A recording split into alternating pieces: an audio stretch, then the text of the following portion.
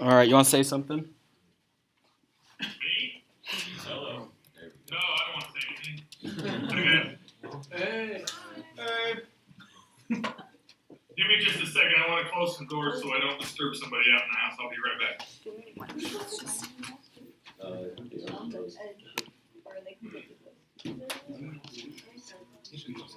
Here, let's point it down more.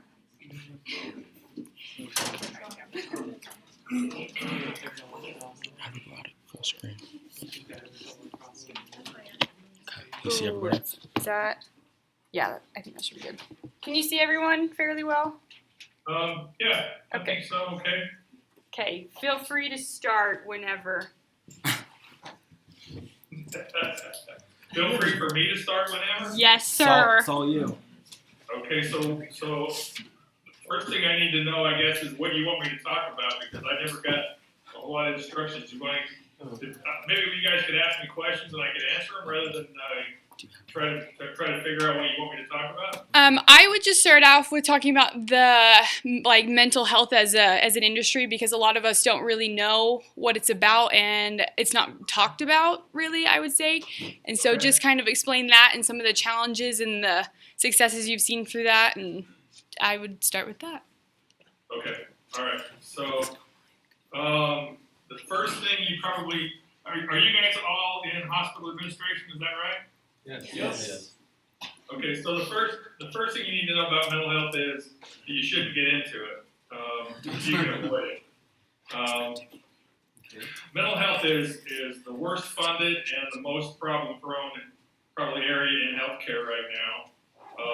There are lots and lots and lots of challenges. We have all the requirements from the Joint Commission, from Medicare, and from all of those things that everybody else does. But the funding is not good. It's gotten a little bit better with passing of the act where they have to actually pay for mental health. They can't carve it out and treat it as something else altogether. But it's still a big problem in terms of getting funding. Everything we do in the behavioral health side of things, at least on the hospital side, everything we do is per diem based. So the reimbursements would be a set fee per day, all inclusive. So that would include everything except the physician fees. So you're going to have all your therapy services, all your drugs and medication, all your support and ancillary services, therapy services. Literally everything has to be paid for under that one per diem rate. Those per diem rates are going to fluctuate all over the place depending on whether you're talking about a Medicare rate or a managed care rate or a managed Medicaid rate. And so your rates of your ranges are going to be very, very different depending on what it is, which insurance company that you're dealing with or what kind of patient that you're dealing with. The other thing is there's a growing tendency on the part of insurance companies, Medicare in particular, to hold hospitals accountable for performance measures. One of the performance measures that we are held accountable for is readmission rates, for example.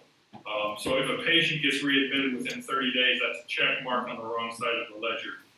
For the hospital, and Medicare and other entities are monitoring to make sure that your readmission rates aren't too high. That's all well and good, except for that we're talking about on the mental health side of things, we're talking about patients that are chronically mentally ill, which means they're probably not ever going to get better. And so, especially if they're paranoid, if they're schizophrenic, that sort of thing, you get them in the hospital, you get them stabilized on medication, you send them home with a bottle of pills or a piece of paper. If you send them home with a piece of paper, they don't get the prescription filled. If you send them home with a bottle of pills, after a few days they forget to take one, then they start getting paranoid and they're afraid to take the pills, and they stop taking the pills, so within 20 days they're back in the hospital again. And so it becomes very, very difficult to hit the standards that we need to hit related to readmission rates. And especially, at least in Texas, we don't have much in the way of follow-up services. In some states, it's not so bad because you can discharge from the hospital, and then there's a structured living environment that they can go into, and they can stay in for a period of time, and somebody can help them make sure they stay on the medication, those sorts of things. Texas, that's a problem because we really don't have that intermediate level of care. Trying to think. I'm giving you all the bad news about mental health, but it is a big challenge. There are not enough psychiatrists. Nationwide, there are not enough psychiatrists. And in particular, they don't want to be involved in inpatient mental health care because there's too many other ways that they can make just as much money, if not more money, without having to be on call and all those kinds of things. I think that's probably true for the medical side as well.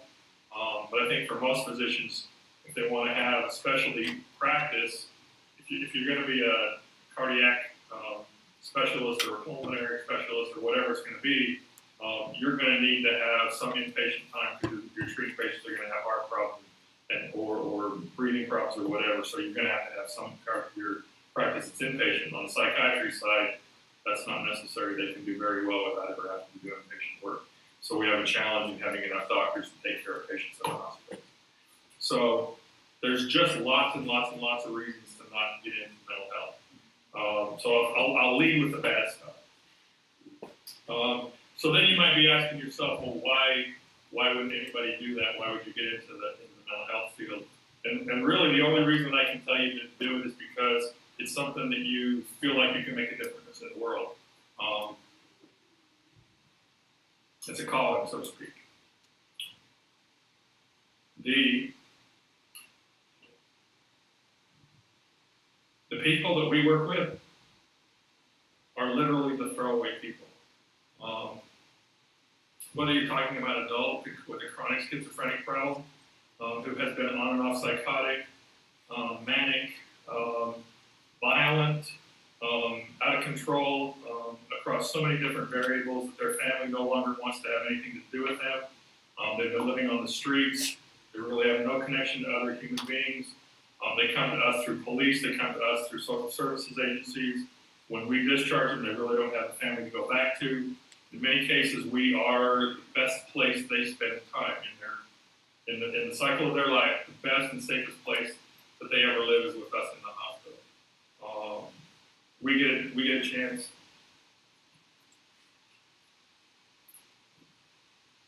to make a difference in the lives of those people. We treat kids as young as 4, and we treat people through the lifespan. Probably the most frequent child and or adolescent admission that we get in my hospital are children who are in the custody of the state. Again, throwaway kids. These are the kids that because of no fault of their own, their parents have had the custody taken away from them. They've been injected into a social services system, at least in Texas, that is underfunded and fundamentally flawed and if not outright broken. The kids get bounced from place to place. The amount of hopelessness and the amount of anger, the amount of depression, the amount of just feeling like there's really nothing for them other than rage grows and grows and grows. And so they become harder and harder to manage. And so again, we end up with situations where those kids are living with us because there's really no place else for them to go. And we again become the best place, the safest place, the place where they don't get beat up, literally by the other people in their placement and by the staff. And so, that's really the reason why you would consider getting into psychiatric care, because you're walking into an area where there are people that nobody wants to have anything to do with, and these people are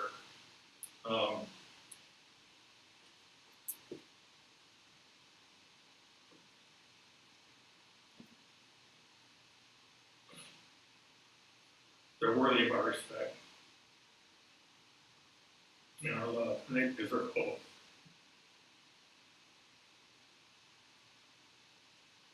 So, for people that have family members or have experience with dealing with these kinds of people, it becomes a bit of a personal thing.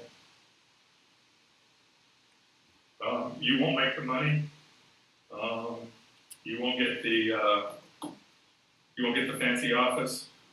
You won't get the fancy place to work for the most part. I mean, there are some big for-profit corporations, and they build really, really nice hospitals and really, really nice facilities. I work at a not-for-profit hospital, and our facility is a converted office building, and it's not the nicest place in town, but it's clean and it's warm in the winter and it's cool in the summer, and we do the best we can to take care of people in it. So there are some companies that are on the for-profit side, and so you can get some nice places to work in terms of where you work and what kind of office you get, but then you also have the trade-off of the company wanting to make a profit in an industry where there's not much profit to make.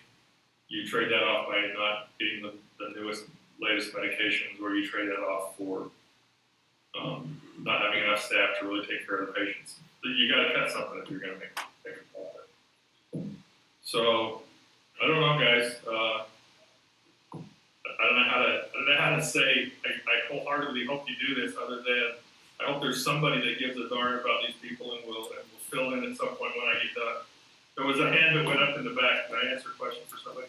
Yeah, I was just wondering how you decided, I guess, chose to go into the mental health sector. What was your path that you took? Okay, so for me, it's interesting. I was just talking about this with some of my colleagues earlier this morning, telling the story. For me, I was when I went to school in the '70s. I was in a biology major, and I wasn't very happy with the lab time and all that sort of stuff. And so I went home. Like I grew up in Utah. Went home for the winter. Took a couple of quarters off, and was building houses in January in central Utah. Decided maybe there was a better way to do things, and I should go back to school.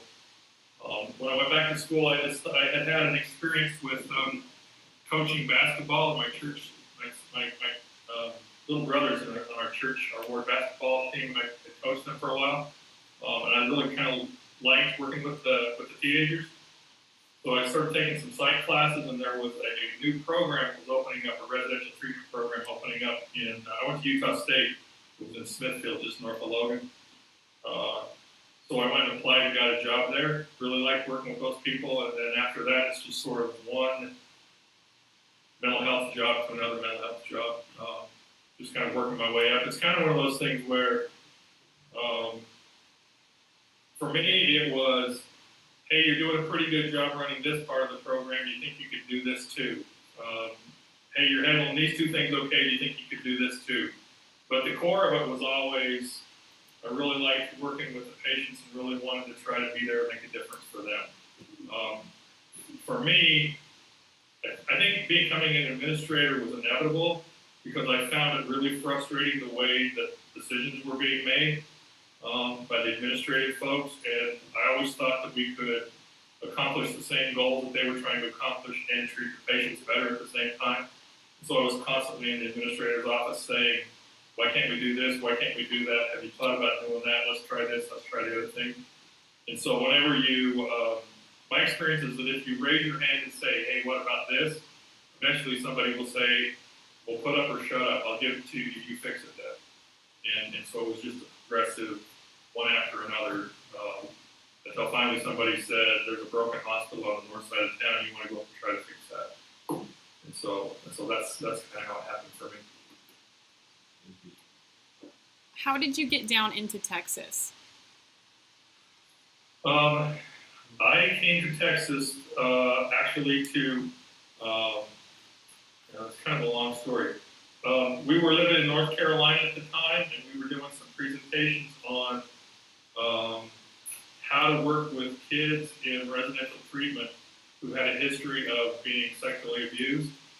Back in the 80s, believe it or not very many people were talking about that, and a lot of people didn't really think that was a thing we ought to even be thinking about because it really didn't happen. And my wife and I had worked in residential treatment programs with girls, and we over the course of the 3 years we were in this one particular program, we figured out that every single one of our girls in the program had been sexually assaulted in some way or another. Most of the time in their own home, but not necessarily in their own home. But every single one of the girls that were acting out, they had that same history in common. And so we began to try to specialize our program and do some things differently in our program. We found that those things worked really well, and the girls really started regaining their self-esteem, feeling better about themselves. Were able to set some real appropriate boundaries for physical touch with males, and their grades improved and all kinds of things. So we got hired in North Carolina to train other people in that area, and then because of that, we got recruited to Texas to do some of that sort of stuff. Lori in the residential treatment side. Since Lori was being recruited for the residential treatment side, there was also a program that was partially residential treatment, partially hospital-based, and I got a chance to interview for that job, and that's what got me onto the psych hospital side of things instead of the residential treatment side of things. And then it was just a matter of, like I was talking about earlier, you're doing a good job running this program. How about if you run the day treatment program for the adolescents? You're doing a good job with that. You got time to help with the utilization review people because you used to do all your own utilization review for your program. You know about that. We need some supervision. How about this? How about that? How about this? So it was kind of like that. What advice would you give to us as we're deciding what line of healthcare to go into? I think probably the most important thing is to follow the thing that you're interested in. I talk negatively about mental health for a very specific reason. There are a lot of people that think, wow, mental health could be cool, and they get into it, but it doesn't really speak to their heart, and they burn out extremely fast. They can get really discouraged with healthcare or really discouraged with the field in general, and then they can leave and go someplace else. And we really don't need people getting discouraged about healthcare in general. So what's worked for me, I talk negatively about mental health, but I can honestly tell you I've never had a day that I went to work where I wasn't happy to be going and really excited about what difference I might be able to make. So my advice to you would be whatever part of healthcare excites you, motivates you, gets you thinking I can make a difference. I want to make a difference for these folks, whether it's kids with diabetes or whether it's people who are obese or whether it's mental health people, whatever that thing is for you. I think the thing is to follow your heart, to serve the population that you have an interest in serving and making a difference in the lives of those people. That's my advice for how to choose. Okay, so as a follow-up question to that, what differences do you feel like you've made in the industry and in your specific hospital?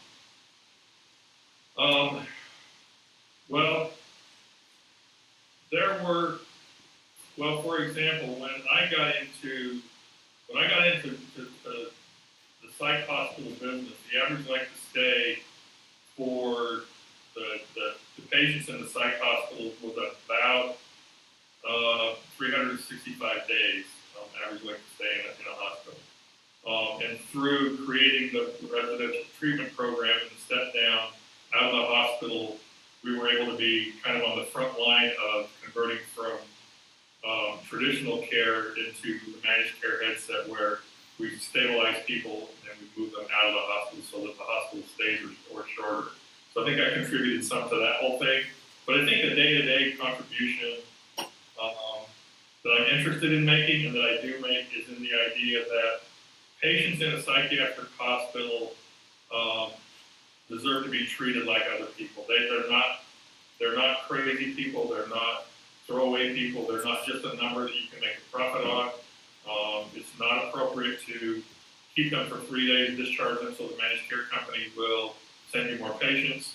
But they're individual folks, and they need to have individual treatment plans and individual programs put in place specifically for them.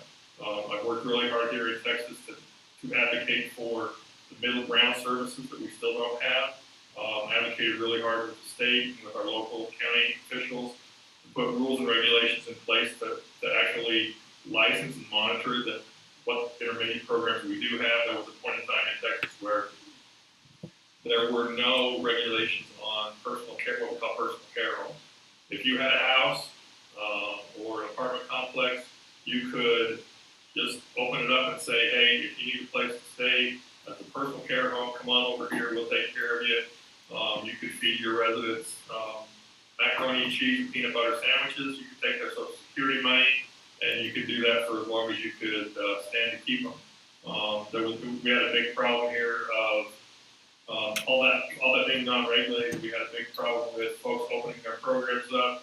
The first of the month, they'd take a bunch of residents in. As soon as they got their Social Security money, that they would refer them to the hospitals and have to be in the hospitals for the rest of the month, have them come back to the personal care home at the end of the month so they can collect their money for the next month within a few days, put them back in the hospital again.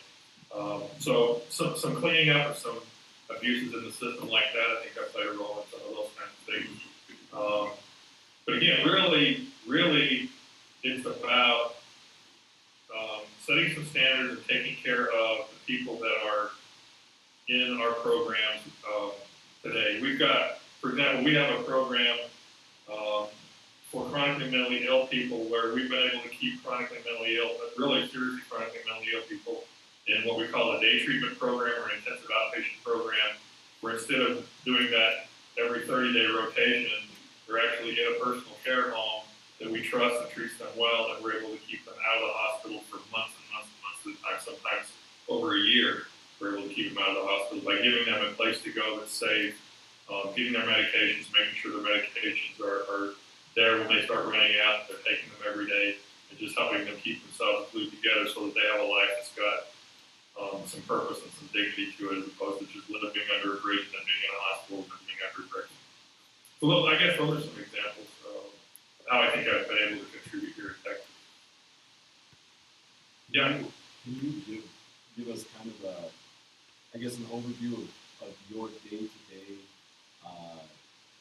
the things that you do? I don't know a whole lot about mental health, so I don't know. I know that you're the CEO. Does that mean you're also the CFO and the COO? Are you giving, are you treating patients yourself, or are you more along the lines of financials? Okay. It was a little hard to hear you, so I'm gonna give it a shot. I think what you were asking is, what's my day look like? What are the things that I do on a typical day? So I'll try to answer that. If I don't answer the question the way you wanted me to answer it, ask it again, please. For me, my day starts with what we call a morning meeting. In our morning meeting, we review all the patients that are in the hospital. We review who's being discharged. We review whether or not we have doctors to accept new patients for the ones that are being discharged. We go through our utilization review list, make sure that everybody that's in the hospital on that day has got a day covered. If they don't have a day covered, they don't have that day covered, then we talk to the utilization review folks about where are we on the recertification process. For our patients, we have to do a new certification, some of them every single day, some of them we can get 2 or 3 days, but there's a constant certification that the care is medically necessary. So we review every patient every day across that, and we also review our staffing. How many patients do we have? How many patients do we have on each unit? What's the acuity on the unit? Do we have any patients that are on a one-to-one or on special precautions? So what's the clinical picture? And then do we have the right number of staff? And that means do we have enough as well as do we have too many? And so we try to make sure that we've got the correct number of staff to take care of the patients, make sure that we're covering everything that we need to cover on a day-to-day basis. After that, I think you asked about clinical work. I do one education group with the adolescents who are in the hospital and have been in the hospital that are in the custody of the state of Texas and have been in the hospital for a very, very long time. I do one education group with them. I call that education group What Rich People Know That You Don't Know. And basically the purpose of that group is to teach them social skills, teach them that reacting to things emotionally without stopping to think about what you're doing and then using your social skills actually makes you a bad manipulator, not a good manipulator. And that rich people are good manipulators, and that they know how to get people to do what they want them to do and like doing it. And so there are skills and tools that you can use to get people to do what you want them to do and be happy doing it for you. And some of those skills are social skills, and some of those skills are the art of the deal. You have to do something for them in return. You can't just take. So those kinds of conversations are the kind of things we talk about. And I do that group a couple of times a week for the kids. After that, man, it is everything. It is contracts. It is monitoring expenses. It is where are we on our cash flow. It is renegotiating contracts or deals. It's talking to vendors about we're not getting the service that we want. Tomorrow morning I have a meeting with our lab people because we're not getting our stat labs done in a timely manner. They're not following through and getting blood draws done. If the patients are difficult and they're not communicating with us to make sure we can help them get that done. We lost a therapist. What are we going to do about trying to replace this therapist? Or how many people do we need to have an intake? Who's coming in? Who's not coming in? How many patients does this doctor have? It's firefighting. It's a lot of firefighting. And it just kind of depends on what the day is and what's happening as to what the specifics are around what I spend my time doing. It's also a lot of, what's the right word? Counseling is the word that comes to mind, but it's encouraging and supporting and making sure that the team, the folks that are running the social services department, or running the intake department, or running the nursing department, or running the housekeeping department, that those people are in good spirits, that they've got what they need, that if they've got a problem, that they are getting help answering those problems, solving those problems, so that they can feel confident about moving forward and getting things done the way that they need to get done. And then it's a lot of performance improvement, checking numbers to make sure that what you think you're doing is actually what you're doing, and then setting up systems so that people prove that they're doing what they say that they're doing.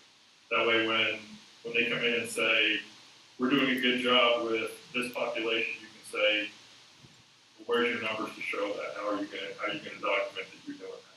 So it's lots and lots and lots of thinking about how to do that, and then requiring that to come through and checking and following. And I know you talked a little bit about the payment and just how it's kind of difficult to get payment. What are your major funding? Where does it mostly come from?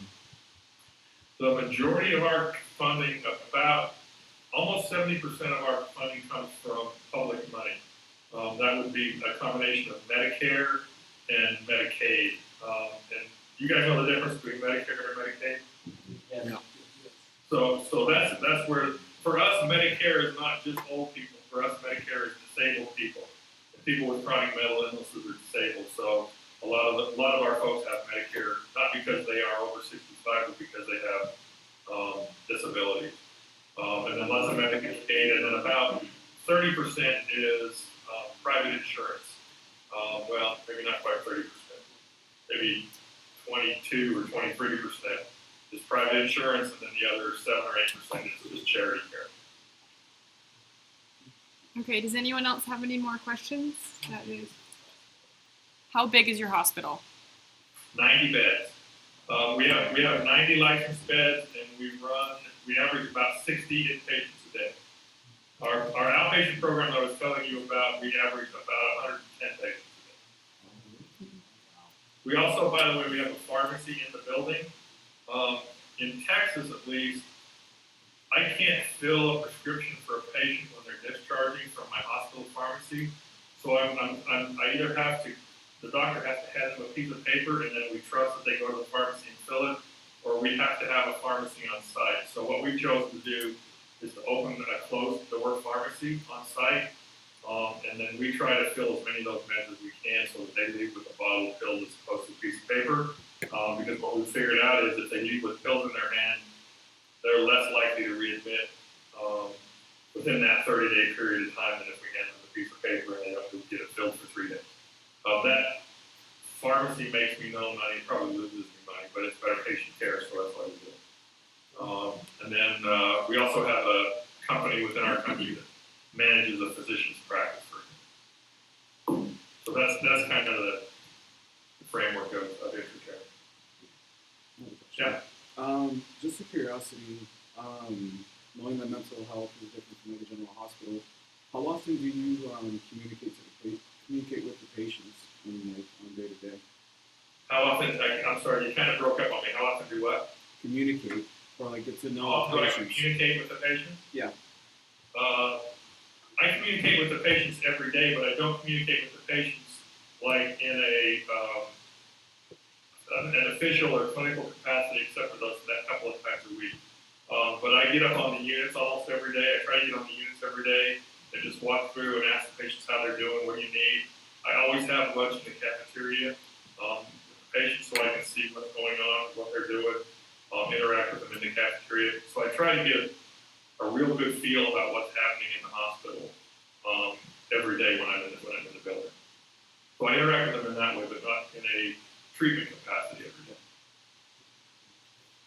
One of the things that, and I'm just going to give you this piece of advice, it doesn't matter what kind of hospital you're in or what kind of business you're in, one of the key things is the most important things for you to learn is to manage by walking around.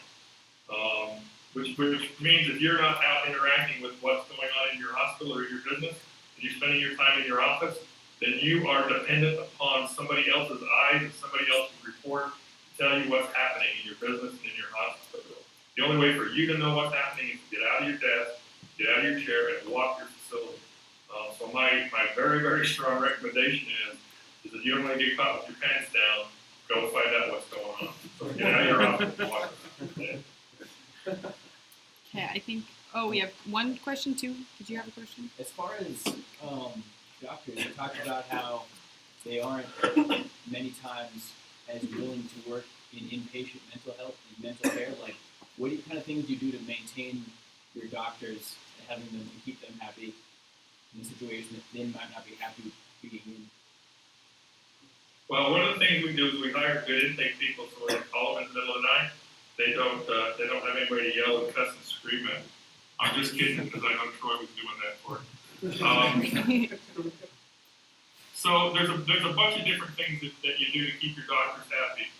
Probably the top of the list, most important thing is to have, at least in my facility, they have my cell phone number and they have access to me 24 hours a day, 7 days a week.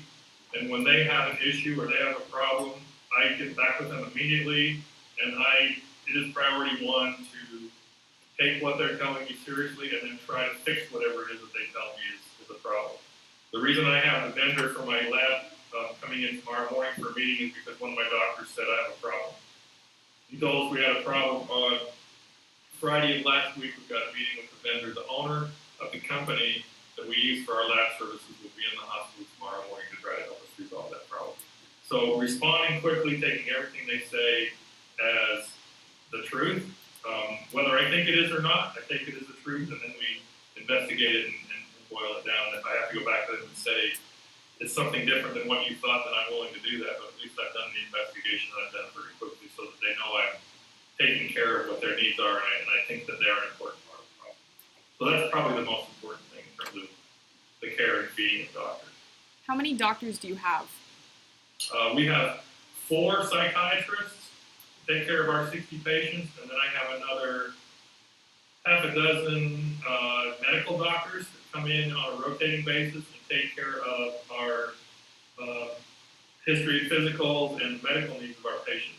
For psychiatric patients who have spent a lot of time living on the streets or who have been in residential treatment centers or stuff like that, their health care is not very good. They're not getting regular checkups. Sometimes they're not getting them for a very long time. Their diets are very bad. So we have lots of high blood pressure and diabetes and other kinds of problems. So it's really critical for us to have medical physicians that are in the clinic every single day, evaluating all of our patients when they come in and then doing routine checks to make sure that if they have an infection, we're getting it cleared up. If they've got a problem with diabetes, we've got them on the right kind of insulin routine or whatever it might be. So we have about 6 of those kinds of doctors. And then we have a variety of contract folks that they read our EKGs and they read our x-rays and things like that when they come up. So we have some other ones that are contract and ancillary folks that don't really see patients. So obviously you're a successful administrator. What qualities and skills do you think we need to be successful like you are? To be a successful administrator, wow,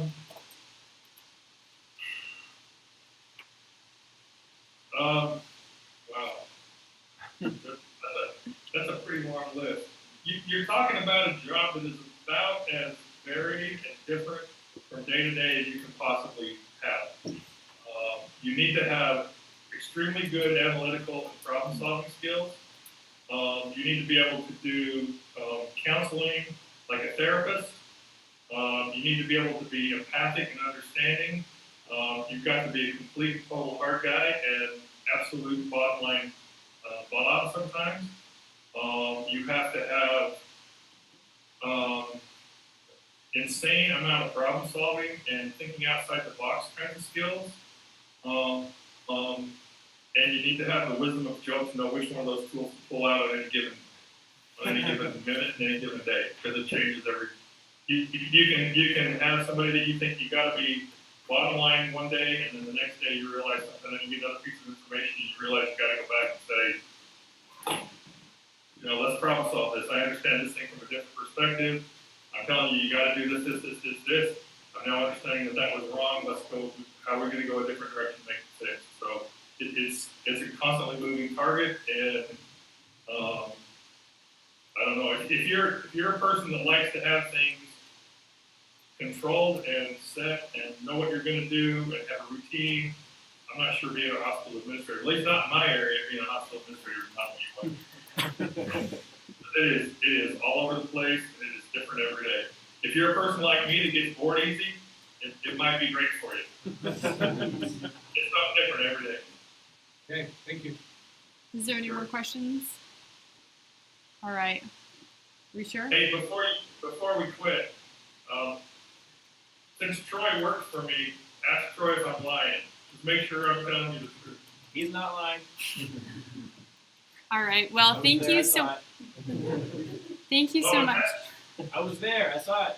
I know. But that's why I was saying. Okay. We at least got 2 witnesses. We may not have 3, but we got 2.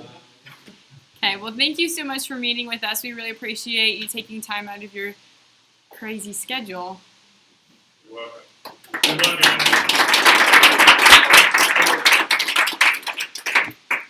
Very nice. Thank you. Thank you.